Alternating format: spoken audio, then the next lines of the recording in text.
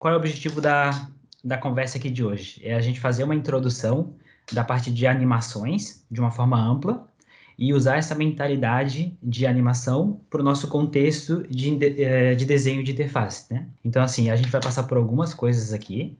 Tentando ser o mais simplista possível, a gente consegue classificar isso em duas coisas que a gente vai precisar para poder adotar essa mentalidade. Entender como as animações funcionam, e é isso que eu vou focar no começo da nossa conversa. A gente vai entrar bastante no detalhe disso daqui. Meu principal objetivo é que a gente saia daqui, todo mundo tendo uma ideia de como as animações funcionam. Porque o item 2 seria conhecer a ferramenta de prototipagem ou sua ferramenta favorita a fundo, entender as possibilidades e as suas limitações. Como cada um usa uma ferramenta, tem que entender a fundo como cada coisa funciona, né? Eu, por exemplo, eu vou acabar usando alguns exemplos aqui do XD, porque é o software que eu mais uso. Mas tudo que eu vou apresentar para vocês é possível independente do software. Então, o Figma eu tenho certeza que dá para fazer, se não de uma forma melhor ainda, inclusive. E o mais legal, conhecendo essas duas ferramentas, essas duas habilidades, a gente tem que ter uma mentalidade. E assim, o que eu vou falar tudo aqui, gente, é o meu ponto de vista com base no que eu aprendi ao longo do tempo, tá? Não quer dizer que é verdade, não quer dizer que é a melhor maneira. Então, assim, a mentalidade que eu gosto de adotar, eu gosto de imaginar o resultado final antes de começar o design. Porque daí, assim, eu consigo entender quais são as limitações e o que eu preciso preparar de antemão. O que a gente vai conversar aqui hoje? Especificamente, por níveis de dificuldade. Então, o básico da animação. Keyframes, que são os quadros-chave, e as propriedades de cada elemento. Tamanho, transparência, rotação, e assim vai. Na parte intermediária, a gente tem esse easy in, easy out. Vou entrar um pouquinho e explicar como é que funciona. E a parte de avançado, a gente tem a parte de loops. Leva a nossa animação para um outro nível. Então, beleza. Então, vamos começar agora por exemplo prático, tá? A gente sai aqui da nossa aula. Então, vamos começar com essa parte básica, tá? Agora eu vou abrir aqui o After Effects. Eu não sei se todo mundo está familiarizado com esse programa, mas ele é um programa usado para fazer motion, fazer efeitos de uma forma geral, né? E aí aqui a gente consegue fazer muita coisa legal.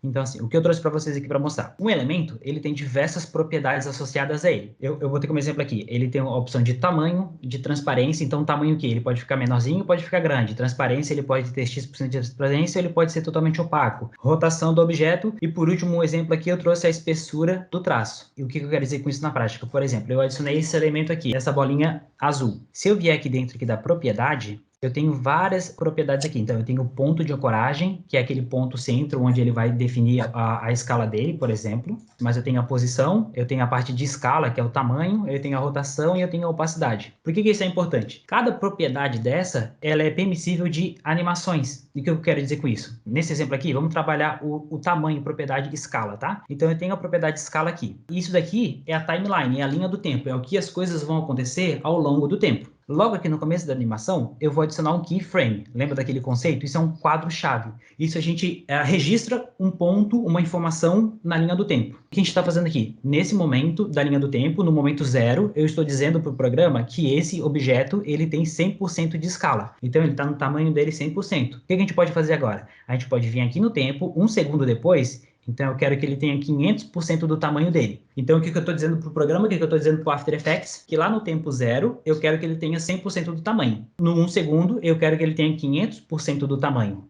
Essa interpolação, esse meio de caminho, ele vai fazer sozinho a partir do momento que a gente dá os critérios para ele. O que a gente poderia fazer aqui depois, então? A gente pode ir lá no tempo de 2 segundos e adicionar a mesma escala do inicial. Então, eu posso adicionar 100% para ele. O que isso vai acontecer na prática? Eu vou acabar fazendo um fluxo fechado. Então, ele inicia, aumenta, diminui, e aí sim, ele fica uma parada contínua. Então, a gente não vê a animação finalizando. Isso é uma propriedade, que é a propriedade de tamanho. Esse conceito, ele replica para todos. Então, por exemplo, o que a gente já tem aqui? Eu tenho feito aqui propriedade de transparência, rotação e espessura. Se a gente olhar aqui as propriedades dessa galerinha aqui, a gente vai reparar que é o seguinte, todos eles, olha só, ele começa, eu botei, além da propriedade em questão aqui, eu botei uma outra propriedade de posição. Então, vamos lá, vamos fazer a mesma coisa nesse carinha aqui. Então, eu abro a propriedade de posição, eu digo primeiro que ele está nessa posição, no próximo, no 1 segundo, eu vou dizer que ele está lá naquele carinha aqui do lado.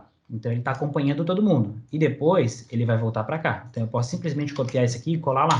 Então, eu tenho esse resultado final. Então, eu tenho uma animação que inicia num ponto, ele está numa outra posição, com uma outra propriedade, e depois ele volta tudo de novo. Isso daqui são os quadros-chaves. É assim que a gente trabalha a animação. Essa mentalidade funciona para qualquer programa. A ferramenta é indiferente. O importante aqui é esse conceito de quadros-chaves e posições e propriedades. Qual que seria o próximo passo aqui?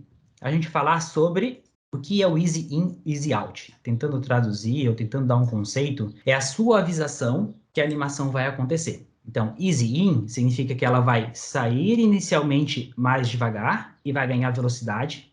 E easy out, ao contrário, ele vai sair mais rápido e vai suavizar a chegada dele. Vamos ver na prática. Então, por exemplo, assim, ó, todos esses elementos estão com o mesmo tempo de duração.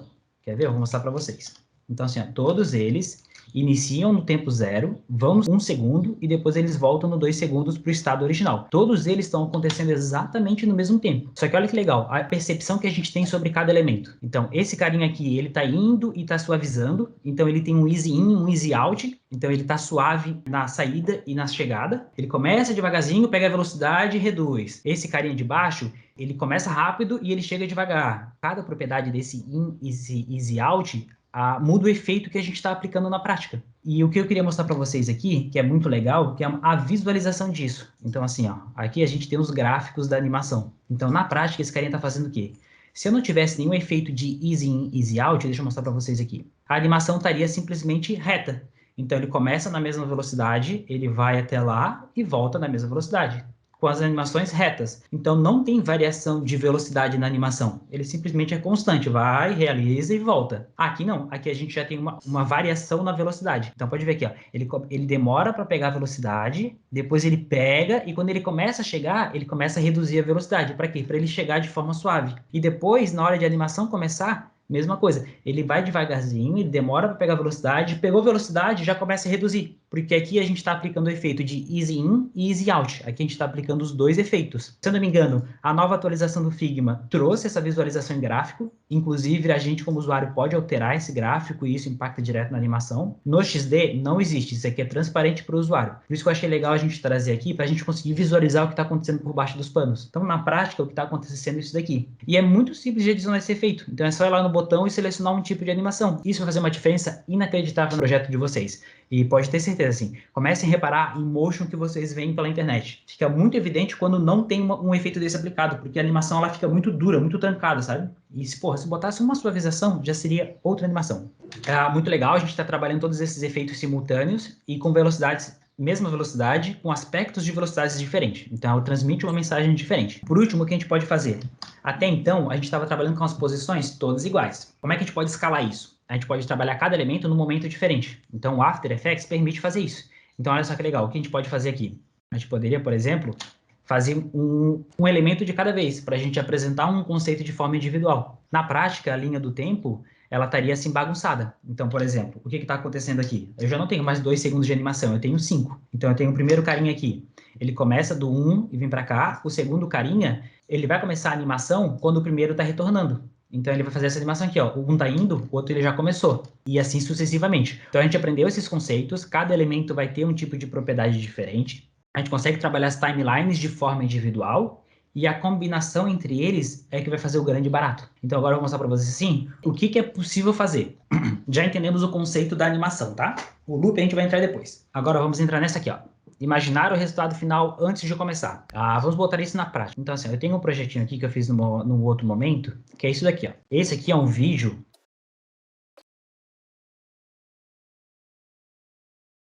Esse vídeo, quando a gente começou a desenhar ele, eu tinha um roteiro, eu tinha um texto extenso. Antes de ir para a animação, a gente começa a esboçar ele, que é o que a gente chama de storyboard, né? Então aqui a gente começou a desenhar esse storyboard de acordo com a historinha que a gente quer contar. E por que eu digo que é importante a gente ter a mentalidade do resultado final? Porque eu já sabia como esse elemento vai se comportar aqui. Assim, eu já sabia que eu iria precisar de uma imagem grande atrás, porque ele ia começar na pizza, porque eu estou falando da pizza, mas depois eu vou falar do vinho também. Só que o espectador não sabe que eu vou falar do vinho. Então aqui eu exibo só a pizza, depois eu faço essa imagem mudar para cá e eu introduzo o texto do vinho. Depois eu sei que eu vou fazer um contraponto. Então assim, pô, aqui eu já ganhei a atenção do cara. Eu tô falando de que a dieta vai ter pizza e vinho, e aí eu introduzo o motivo disso. Pô, não adianta a gente ser fit e se privar de coisas que a gente gosta. E aí eu já comecei a levar em consideração, porque daí esse projeto tem a identidade visual de usar vários emojis. E aí a gente traz esses elementos aqui em conjunto. E isso tudo muito pensado. Então, assim, eu já sei como cada elemento desse vai se comportar na animação, antes de abrir o After Effects. Aqui eu estou só fazendo os elementos e eu já estou imaginando como é que vai ser o resultado final depois. Então, eu sei como que esse elemento aqui, ó, por exemplo, esse ícone aqui proibido aqui, eu sei como ele vai se comportar desse carinha para cá. Então, assim, se a gente quiser botar isso num ponto de vista de animação, eu sei que esse daqui é um keyframe, que esse aqui é um quadro-chave, e isso daqui é outro. O que vai acontecer entre eles, a transição, que é a animação. Então, eu sei o resultado final e eu sei o resultado inicial. Como é que as coisas vão se combinar é o que eu fico pensando com antecedência. Aí, na hora de sentar e executar a animação, a gente já consegue fazer com muito mais prática e a gente evita retrabalho. Porque se eu já sei como vai ser feita essa transição, eu não preciso ficar tentando achar a melhor maneira. E a gente consegue trabalhar isso de forma criativa. Então, a gente consegue fazer uma transição abrindo, uma outra transição que é acompanhando essa linha, porque eu sei que ela vai continuar aqui embaixo. Eu sei que depois, esse elemento inteiro, eu posso subir ele e exibir esse cara. E aqui eu sei que eu posso trabalhar com a linha tracejada. Eu posso trabalhar com esse carinha aqui e esse carro aparece depois. Então tá vendo aqui? Todos os elementos já estão preparados para a animação depois. Todos. Então a gente pode olhar aqui. Aí eu vou construindo a lógica da historinha. Isso porque antes de eu abrir o programa de animação, eu exporto isso daqui e eu valido isso com o cliente. Então a gente chama isso de storyboard justamente para evitar retrabalho depois da animação. Voltar e reajustar animações levam muito tempo por causa dos quadros-chave. Consome muito tempo, muito tempo, muito tempo. Então, assim, o quanto puder evitar ter esse retrabalho depois da animação, melhor. Então, assim, valido com o cliente. Depois que o cliente já validou esse storyboard, aí sim a gente parte para a parte da animação. A animação nada mais é do que a transição de um slide para o outro, tá? Tentando ser bem simplista. Legal. E como é que ficou esse carinha na linha do tempo? Aqui no After Effects. Esse carinha ficou mais ou menos assim.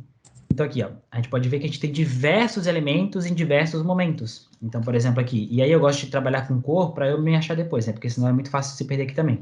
Então, por exemplo, aqui, vamos pegar esses carinhas rosas aqui. Eu posso ver, ó, esses são todos os quadros chaves deles e o que impacta na animação. Então, tem um cara que começa antes, tem um cara que começa depois. Então, eu já sei, ó, por exemplo, ó, começa na pizza, eu sei que esse elemento vai sair e vai aparecer o vinho.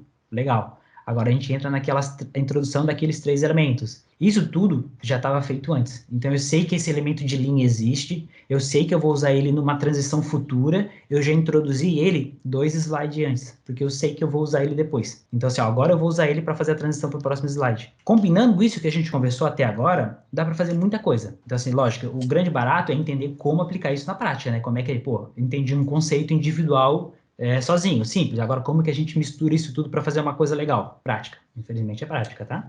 Então, beleza. Agora a gente vai aqui por XD. Legal. Entendemos a mentalidade de animação, entendemos conceitos. Como é que a gente aplica isso para o design de interface?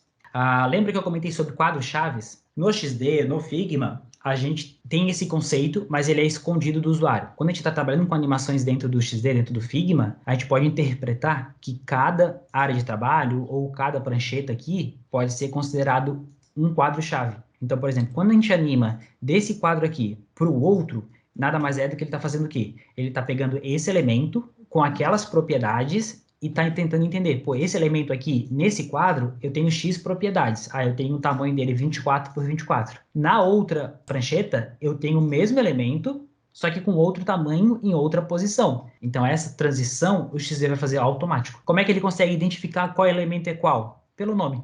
Então, quer ver? Vocês querem fazer um teste legal aqui? Por exemplo, deixa eu mostrar como é que está essa animação aqui. Então, por exemplo, ó, aquela mesma animação que a gente fez no After Effects está aqui. Então, assim, a gente consegue replicar aquele efeito aqui, porque a gente está trabalhando com o conceito de 2 quadros-chaves, a interpolação o programa faz sozinho. Se a gente vier aqui nessa primeira prancheta e pegar esse elemento aqui, o nome dele é elipse 16. Se eu vier aqui, elipse 16 também. Então, se eu vier aqui e mudar o nome do primeiro para qualquer coisa, na hora que eu botar a animação, ele não vai fazer, porque ele não consegue identificar qual que é o elemento. No After Effects, a gente existe um elemento e a gente altera a propriedade. Aqui a gente tem o mesmo elemento duplicado, ele entende que são o mesmo elemento, e aí ele bota a transição. Então, esse é o conceito por trás. Por que não está funcionando a minha animação? Provavelmente está com um nome diferente. Como está com um nome diferente, ele vai aplicar o efeito da melhor maneira possível que ele entende, porque a gente está usando o Smart Animator aqui. Então, ele entende o conceito e ele consegue identificar. Esse elemento aqui, ele existe nessa prancheta, nessa posição. Na outra, ele não existe. Eu não tenho o elemento elipse 16 aqui. O que ele vai fazer? Se eu não tenho, eu posso ir apagando a opacidade dele. E é exatamente isso que ele está fazendo. Então, ele está apagando isso aqui e está aumentando o outro. Esse é o conceito dos quadros-chaves dentro do XD, por exemplo. Vamos adicionar complexidade a essa parada aqui. Por exemplo, a gente tem um menuzinho aqui. Aí, o que a gente consegue fazer? Se eu clicar aqui, eu posso fazer a opacidade disso aqui diminuir, e a posição desses carinhas, eles estão atrás desse botão escondido, com 0% de opacidade, e eu posso fazer eles surgirem. Surgirem com o easy in e o easy out. Então, eles vêm com uma... Opa! Eles vêm com uma animação um pouquinho mais suave. Deixa eu ver se vocês conseguem perceber aqui.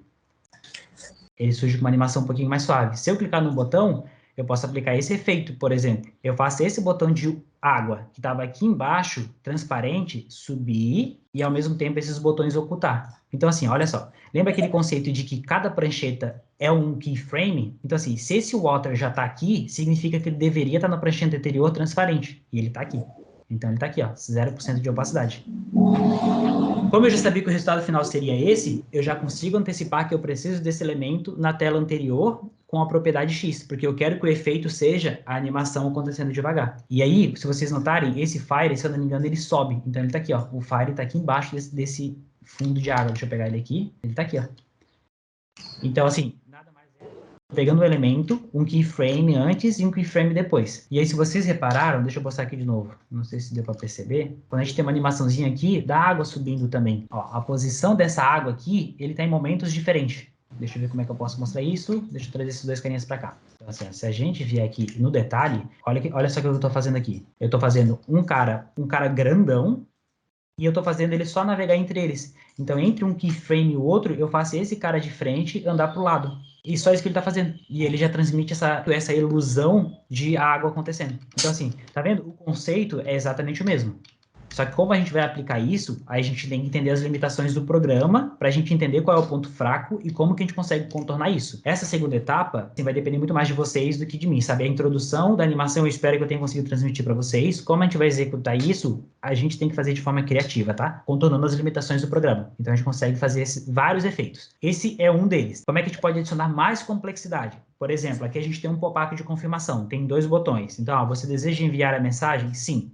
Olha só o que a gente consegue fazer. A gente consegue botar uma mensagem de status antes, faz essa animação mostrando o progresso. A gente dá um tempo para o usuário clicar no botão de fechar. Se ele não clicar, a gente fecha sozinho. Isso tudo de forma automática. Então, tá acontecendo aqui, ó. De novo, eu tenho vários quadros-chaves, cada prancheta dessa é um quadro-chave, e cada elemento que tem numa posição, tem na outra também com o respectivo propriedade. Eu sei que esse cara aqui para cá, esse botão fica transparente, ele tá aqui. Então, ele tá num local e ele tá no outro. Aqui, eu tenho esse contorno vermelho, ele tá aqui. Como é que eu faço para esse contorno aparecer? E no contorno, a gente consegue adicionar aquele efeito de tracejado. Como é que eu descobri isso? Foi pesquisando na internet, tá? Eu não teria chego nesse conceito sozinho. Então, foi tentando entender o programa melhor, eu descobri, um cara descobriu isso daqui e ele passou para todo mundo. Então, olha que legal. Ele faz o quê? Ele pega esse conceito de tracejado e ele pega o espaço entre os elementos e joga lá para cima. Então, ele pode botar um valor muito alto aqui, sei lá, tipo 750. Agora, eu só tenho um elemento.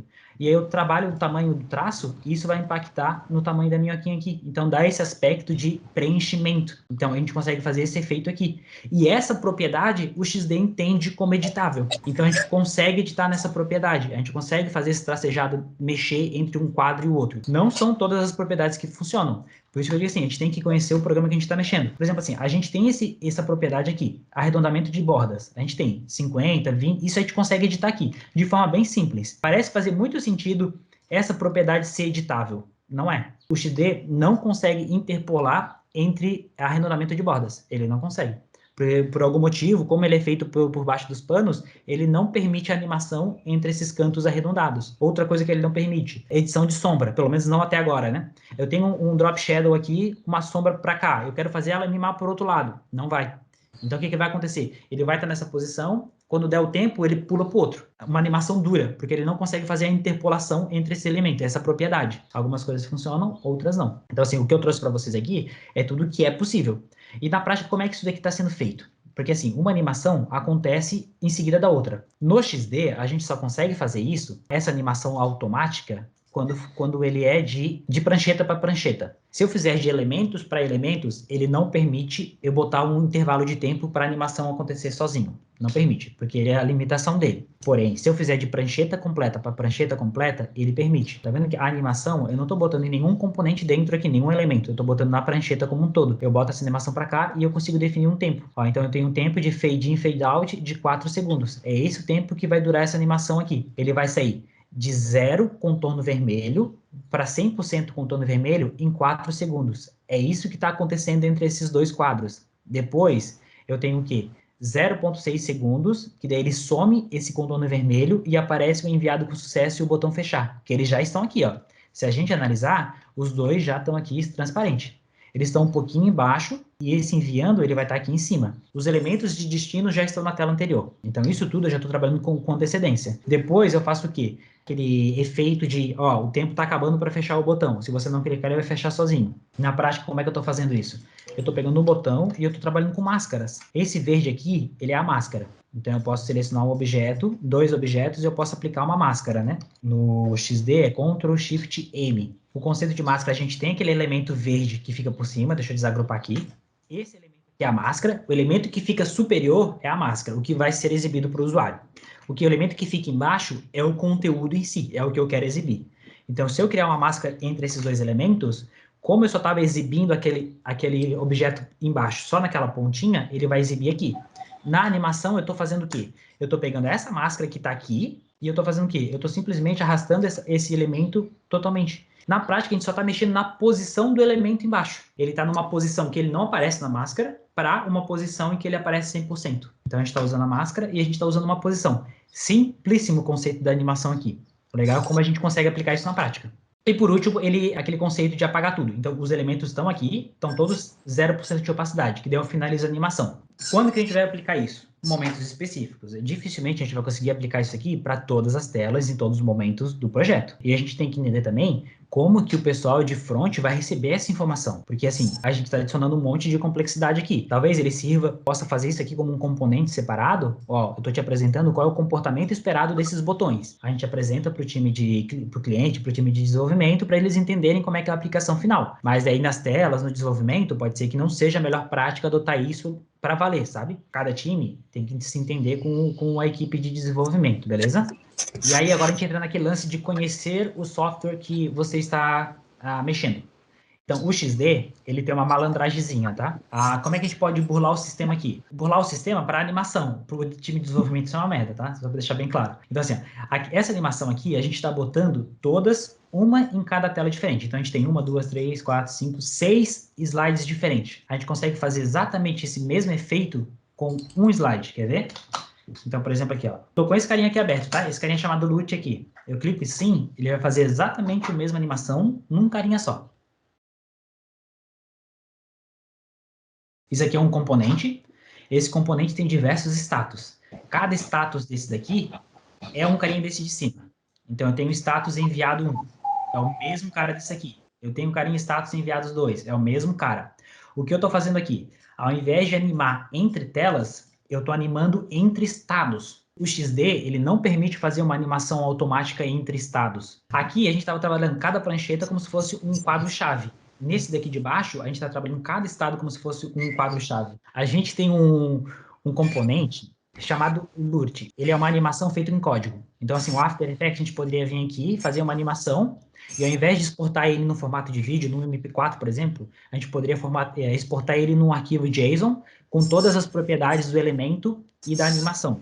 Isso gera um arquivo muito mais leve, o front pode entender isso e aplicar na prática. Então, é um arquivo de animação muito mais leve na prática. O XD, quando a gente trabalha com o LUT dentro dos componentes, a gente pode usar ele para dar o trigger, para dar o gatilho, para iniciar uma próxima animação.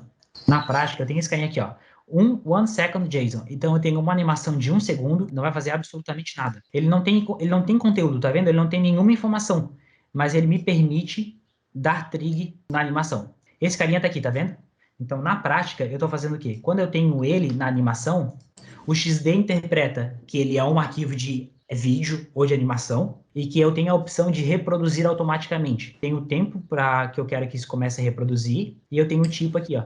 Então, eu consigo botar ele para ele reproduzir automaticamente e aqui, essa interação, a gente ganha um negócio a mais, que é isso aqui, ó. Fim da reprodução. Então, o XD ele precisa saber o que eu faço com esse componente depois que essa animação acabar. E aí eu posso falar para ele, tu vai pegar esse estado e tu vai transformar para o outro. Então, tu vai botar aqui, ó, destino, vai para o enviados 2, que no caso seria esse carinha aqui, ó, enviado 2. Depois que a animação acabar do enviado 2, eu vou para o enviado com sucesso 1, e assim sucessivamente. Então a gente consegue meio que burlar o sistema e criar essas animações automáticas, tá? E por último, o que eu queria mostrar para vocês é o loop, porque assim, o loop é muito legal. Ó, essa imagem que eu estava mostrando para vocês lá no começo é uma imagem só e eu tenho um cara animado aqui. Como é que eu fiz isso? Eu tenho dois estados. Um estado com um elemento no topo, um estado com um elemento embaixo. E aí eu faço o quê? Eu tenho aquele arquivo de loot aqui. Quando essa animação acabar, eu quero que ele pegue esse estado e reproduza para o estado padrão. Então ele vem para cá. Aqui eu também tenho um arquivo de loot. E aqui eu falo para ele, quando essa animação acabar, eu quero que você vá para o estado 2. E aí ele vai ficar nesse loop infinito.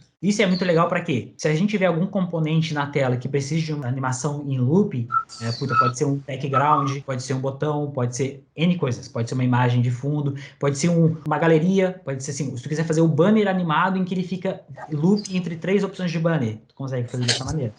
Então, protótipo, mockup, em uma tela tu consegue apresentar um mockup muito mais realista para o cliente e para o time de desenvolvimento. Tudo depende de como a gente vai aplicar isso e qual é o conceito. A gente precisa apresentar para o cliente esse nível de prototipação? Depende do contexto, sim, e é muito mais legal, muito mais fácil de vender um projeto com esse tipo de mentalidade, né? Era isso, pessoal. Agora vamos para dúvidas.